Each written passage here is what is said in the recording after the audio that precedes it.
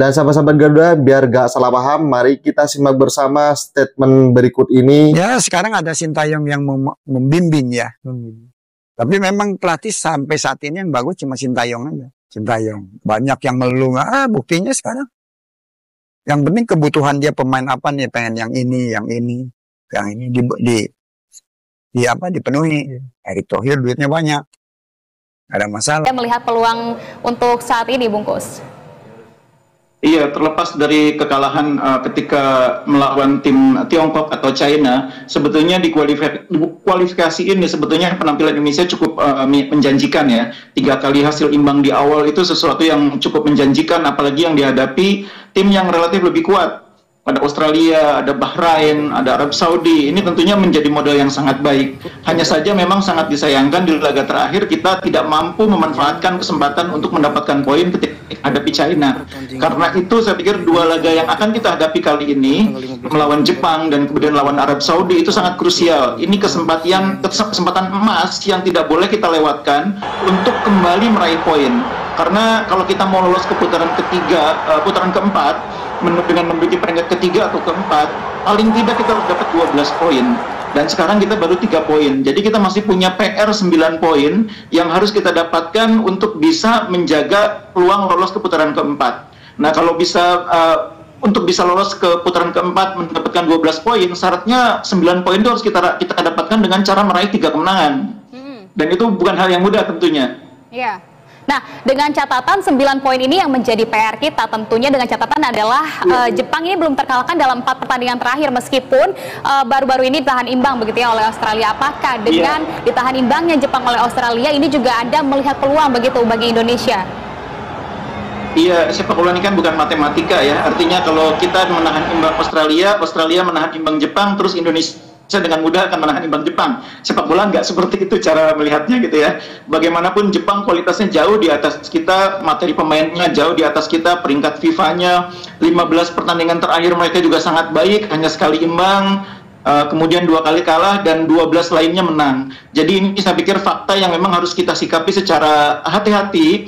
Menghadapi Jepang kita tentu berharap kita bisa meraih hasil yang positif ya, supaya kita bisa kembali menghidupkan peluang. Tapi sebetulnya yang paling penting ketika menghadapi Jepang seperti yang saya katakan tadi adalah upaya untuk membangun kepercayaan diri tim supaya nanti di laga yang lebih krusial menghadapi Arab Saudi kita bisa tampil percaya diri. Kalau menurut saya laga yang sangat krusial itu adalah pertandingan 3 home kita nanti, lawan Arab Saudi, lawan Bahrain, dan terakhir lawan China. Itu adalah 3 pertandingan di mana kita harus menang untuk mendapat tambahan 9 poin supaya target 12 poin tercapai. Nah, supaya bisa dapat hasil yang positif lawan Arab Saudi nanti, lawan Jepang kita harus tampil bagus. Kalau bisa mendapatkan poin tentu jauh lebih baik lagi. Tapi yang paling penting itu tampil bagus, tampil sesuai harapan, sehingga kepercayaan diri tim itu meningkat ketika menghadapi Arab Saudi nanti. Ya, tampil bagus, tampil sesuai harapan, tentunya ini juga kita perlu melihat dari sisi pemain tim Garuda begitu. Kita juga perlu berbangga tentu dengan Indonesia yang kini memiliki kualitas pemain yang kita bisa katakan hampir selevel begitu ya dengan tim-tim kuat yang ada di Asia. Bagaimana kalau menurut Anda dari amunisi baru yang masuk dalam timnas kita kali ini, Bung Kusnaini? Sebetulnya kalau dibilang kita sudah selevel dengan Jepang atau Australia, sebetulnya belum juga ya. Materi pemain kita memang meningkat baik, meningkat cukup tinggi ya, dengan masuknya pemain-pemain yang berpengalaman main di kompetisi Eropa ya. Ada yang main di Liga Eropa, ada yang pernah main di Liga Champions juga. Itu memang sangat menambah rasa percaya diri. Tapi sebetulnya kedalaman skuad kita belum seperti itu. Kita masih memiliki sejumlah kekurangan di posisi penyerang. Kita masih kurang juga pemain yang kualitasnya merata di sektor lapangan tengah. Sehingga sebetulnya secara materi kita masih kalah kalau dibanding Jepang. Masih kalah juga dibanding lawan Australia. Kalau dari segi materi pemain, mungkin kita sudah bisa membanggakan materi pemain kita kalau berhadapan dengan katakanlah Bahrain, dengan China. Tapi menghadapi Jepang, menghadapi Australia, sebetulnya materi kita masih kalah. Karena itu menurut saya kita harus lupakan soal perbandingan materi itu, tapi fokus bagaimana persiapan yang baik sehingga ketika melawan Jepang nanti penampilan tim bisa sama baiknya ketika menahan imbang Australia. Wow, artinya masih cukup sulit begitu ini juga, tapi kita tidak boleh pesimis begitu ya. Bagaimana kemudian untuk 3 tembok raksasa dengan masuknya Kevin Dix, menurut Anda dalam permainan ini seperti apa, Bung Kusnaini? Iya, kalau Kevin Dix kondisinya cukup memungkinkan, boleh jadi dia punya kesempatan untuk main ya, karena kebetulan di posisi back tengah kanan, itu kan Misilher kan kondisinya tidak cukup meyakinkan untuk bermain, masih cedera ya, masih hamstring. Tapi belum tentu dia juga Kevin Dix bisa langsung masuk ke dalam tim, karena dia kan baru sekali ini bergabung dengan tim. Meskipun punya waktu 2 hari untuk beradaptasi, tapi dalam sepak bola biasanya pemain yang baru bergabung dengan tim itu tidak otomatis menjadi starter.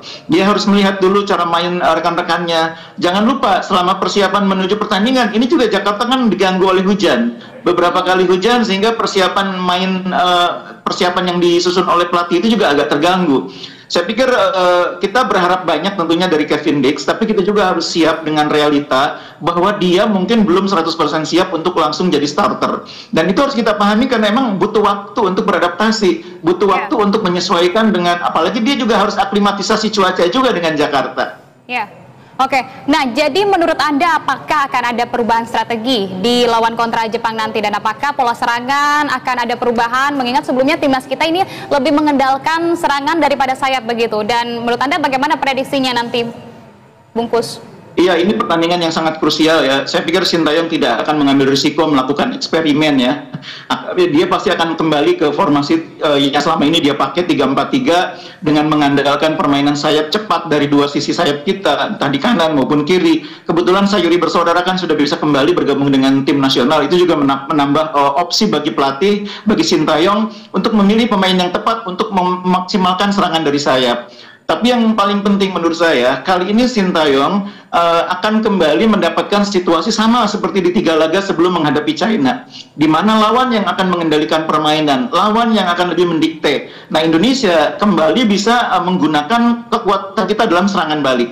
Jadi waktu lawan China itu kan berbeda situasinya. Kita justru yang menguasai pertandingan, kita yang mengurung lawan. Kita tidak bisa mengandalkan serangan balik, justru kita memang menguasai bola. Dan di situ terjadi situasi di mana pemain kita tidak siap menghadapi itu. Nah, kali ini situasinya kurang lebih sama dengan ketika menghadapi Bahrain, menghadapi Arab, menghadapi Australia, di mana lawan mungkin akan lebih menguasai permainan, lebih banyak menguasai bola, dan kita kemudian mencoba memanfaatkan peluang melalui serangan balik. Nah, kita selama 3 pertandingan sebelum melawan China memang sangat mahir dalam permainan serangan balik itu. Mudah-mudahan situasi yang sama yang dialami ketika lawan Jepang ini memberikan keuntungan bagi kita. Pemain kita sudah terbiasa dengan strategi serangan balik, dan kali ini mereka mendapatkan momentum itu lagi. Oke, baik. Tentu ini kita harapkan ini akan menjadi sebuah pertandingan yang pastinya dari skuad Garuda ini akan memberikan permainan terbaik, baik itu individual maupun kolektif, agar dapat memberikan keuntungan begitu dan juga peluang dalam babak ini. Pelatih Timnas Indonesia, Sintayong, angkat bicara terkait alasan absennya Meeshilgers dari skuad Garuda Jelang menghadapi Jepang dan Arab Saudi. Skuad Garuda dijadwalkan bakal kembali melebarkan sayapnya dalam lanjutan kualifikasi Piala Dunia 2026 zona Asia. Timnas Indonesia nantinya akan menggelar 2 laga kandang di Stadion Utama Gelora Bung Karno, SUGBK, Jakarta pada 15 dan 19 November 2024. Berdasarkan pantauan tvonnews.com di lokasi, semua pemain Timnas Indonesia sudah berkumpul hari ini, Selasa, 12 November 2024. Total 27 pemain yang menjalani latihan perdana secara resmi yang berlangsung di Stadion Madia Gelora Bung Karno, Jakarta. Namun, ada 1 pemain yang absen dan tak terlihat menjalani latihan bersama Timnas Indonesia. Adalah Meeshilgers yang diketahui bakal absen membela Timnas Indonesia dalam 2 laga kontra Jepang dan Arab Saudi. Sebelumnya, Meeshilgers dikabarkan tak jadi dipanggil Sintayong akibat mengalami cedera saat membela FC Twente. Kendati begitu, dirinya justru dimainkan dalam laga FC Twente kontra Ajax Amsterdam di lanjutan Liga Belanda pada Minggu, 10 November 2024. Akibat dirinya bermain bersama klubnya alih-alih bergabung dengan Timnas Indonesia, Meeshilgers mendapatkan banyak hujatan dari netizen tanah air. Terkait absennya Meeshilgers bersama Timnas Indonesia dalam 2 laga kontra Jepang dan Arab Saudi, Sintayong pun langsung angkat bicara.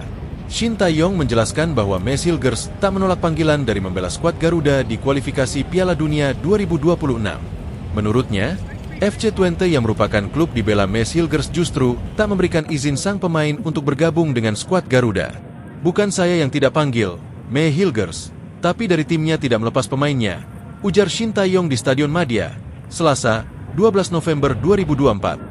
FC Twente, dengan alasan hamstringnya tidak baik, katanya seraya menambahkan, Meski absennya Meshilgers menjadi pukulan tersendiri bagi timnas Indonesia, kendati begitu masih ada amunisi tambahan yang siap menggantikan dirinya. Sosok pengganti Meshilgers itu adalah Kevin Dix yang secara resmi bisa dimainkan bersama timnas Indonesia dalam laga kontra Jepang dan Arab Saudi.